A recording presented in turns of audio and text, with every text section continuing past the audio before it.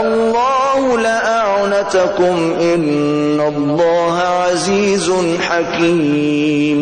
یعنی دنیا اور آخرت کی باتوں میں غور کرو، اور تم سے یتیموں کے بارے میں بھی دریافت کرتے ہیں، کہہ دو کہ ان کی حالت کی اصلاح بہت اچھا کام ہے، اور اگر تم ان سے مل جل کر رہنا یعنی خرچ اکٹھا رکھنا چاہو تو وہ تمہارے بھائی ہیں، اور اللہ خوب جانتا ہے کہ خرابی کرنے والا کون ہے اور اصلاح کرنے والا کون، اور اگر اللہ چاہتا تو تم کو تکلیف میں ڈال دیتا، بے شک اللہ غالب اور حکمت والا ہے۔ وَلَا تَنكِحُوا الْمُشْرِكَاتِ حَتَّى يُؤْمِنَّ وَلَأَمَةٌ مُؤْمِنَةٌ خَيْرٌ مِّن مُّشْرِكَةٍ وَلَوْ أَعْجَبَتْكُمْ وَلَا تُنكِحُوا الْمُشْرِكِينَ حَتَّى يُؤْمِنُوا وَلَعَبْدٌ مُّؤْمِنٌ خَيْرٌ مِّن مُّشْرِكٍ وَلَوْ أَعْجَبَكُمْ أُولَئِكَ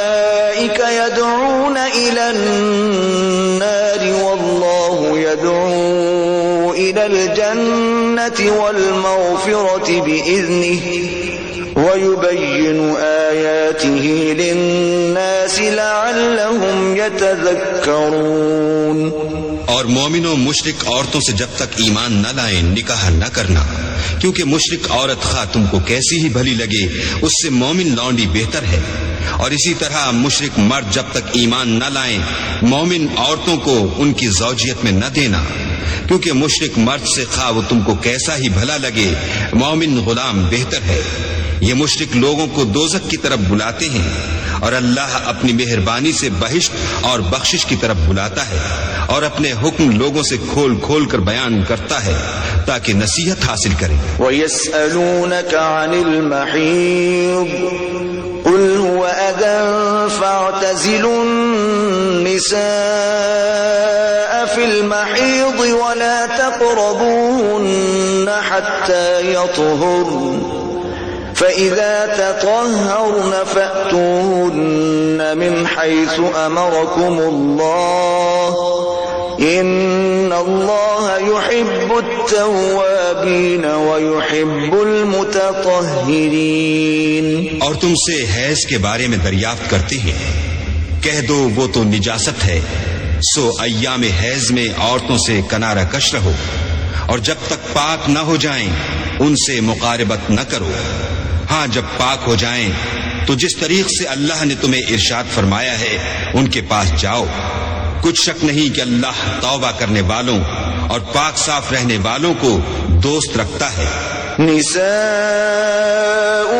حرث لکم فأتوا حرثکم أنّا شئتم وقدموا لأنفسكم واتقوا الله واعلموا أنكم ملاقوه وبشر المؤمنين۔ تمہاری عورتیں تمہاری کھیتی ہیں تو اپنی کھیتی میں جس طرح چاہو جاؤ، اور اپنے لیے نیک عمل آگے بھیجو، اور اللہ سے ڈرتے رہو، اور جان رکھو کہ ایک دن تمہیں اس کے روبرو حاضر ہونا ہے، اور اے پیغمبر ایمان والوں کو بشارت سنا دو۔ وَلَا تَجْعَلُوا اللَّهَ عُرْضَةً لِأَيْمَانِكُمْ أَن تَبَرُّوا وَتَتَّقُوا وَتُصْلِحُوا بَيْنَ النَّاسِ وَاللَّهُ سَمِيعٌ عَلِيمٌ۔ اور اللہ کے نام کو اس بات کا ہیلا نہ بنانا کہ اس کی قسمیں کھا کھا کر سلوک کرنے اور پرہیزگاری کرنے اور لوگوں میں صلح و سازگاری کرانے سے رک جاؤ، اور اللہ سب کچھ سنتا اور جانتا ہے۔ لا يؤاخذكم الله باللغو في أيمانكم ولكن يؤاخذكم بما كسبت قلوبكم واللہ غفور حلیم۔ اللہ تمہاری لغو قسموں پر تم سے مواخذہ نہیں کرے گا، لیکن جو قسمیں تم قصد دلی سے کھاؤ گے ان پر مواخذہ کرے گا، اور اللہ بخشنے والا بردبار ہے۔ للذین یؤلون من نسائهم تربص 4 أشهر فإن فاءوا فإن الله غفور رحيم. جو لوگ اپنی عورتوں کے پاس جانے سے قسم کھا لیں ان کو 4 مہینے انتظار کرنا چاہیے. اگر اس عرصے میں قسم سے رجوع کر لیں تو اللہ بخشنے والا مہربان ہے. وَإِنْ عَزَمُوا الطَّلَاقَ فَإِنَّ اللَّهَ سَمِيعٌ عَلِيمٌ. اور اگر طلاق کا ارادہ کر لیں تو بھی اللہ سنتا اور جانتا ہے.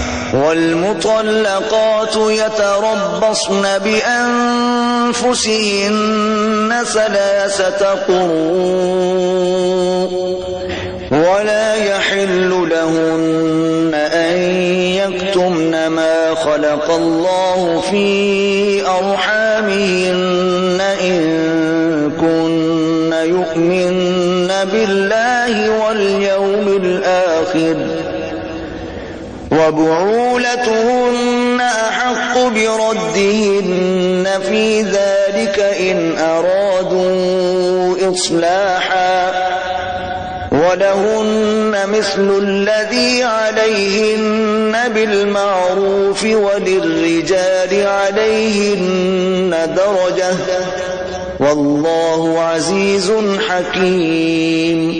اور طلاق والی عورتیں 3 حیض تک اپنے تئیں روکے رہیں، اور اگر وہ اللہ اور روز قیامت پر ایمان رکھتی ہیں تو ان کو جائز نہیں کہ اللہ نے جو کچھ ان کے شکم میں پیدا کیا ہے اس کو چھپائیں.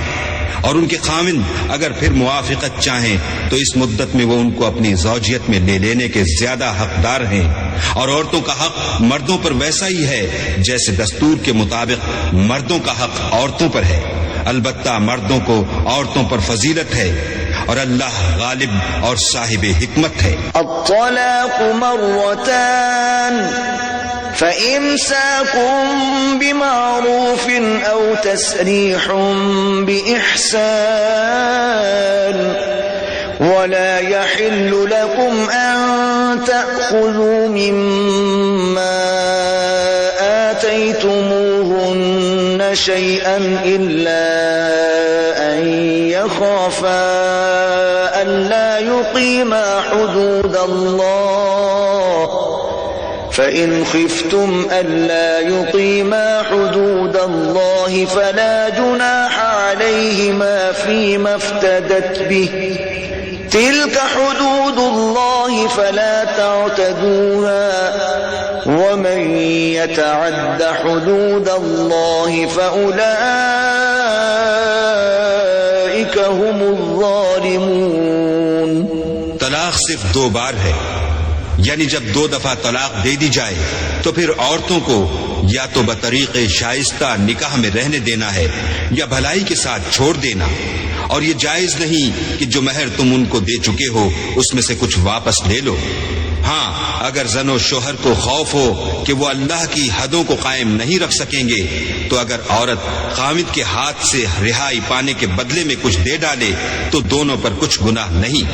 یہ اللہ کی مقرر کی ہوئی حدیں ہیں، ان سے باہر نہ نکلنا، اور جو لوگ اللہ کی حدوں سے باہر نکل جائیں گے وہ گناہ گار ہوں گے. فَإِن طَلَّقَهَا فَلَا تَحِلُّ لَهُ مِن بَعْدُ حَتَّى تَنكِحَ زَوْجًا غَيْرَهُ فَإِن طَلَّقَهَا فَلَا جُنَاحَ عَلَيْهِمَا أَن يَتَرَاجَعَا إِن ظَنَّا أَن يُقِيمَا حُدُودَ اللَّهِ وَتِلْكَ حُدُودُ اللَّهِ يُبَيِّنُهَا لِقَوْمٍ يَعْلَمُونَ.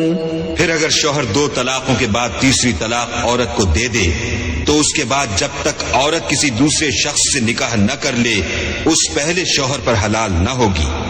ہاں اگر دوسرا خاوند بھی طلاق دے دے اور عورت اور پہلا خاوند پھر ایک دوسرے کی طرف رجوع کر لیں تو ان پر کچھ گناہ نہیں، بشرطے کہ دونوں یقین کریں کہ اللہ کی حدوں کو قائم رکھ سکیں گے.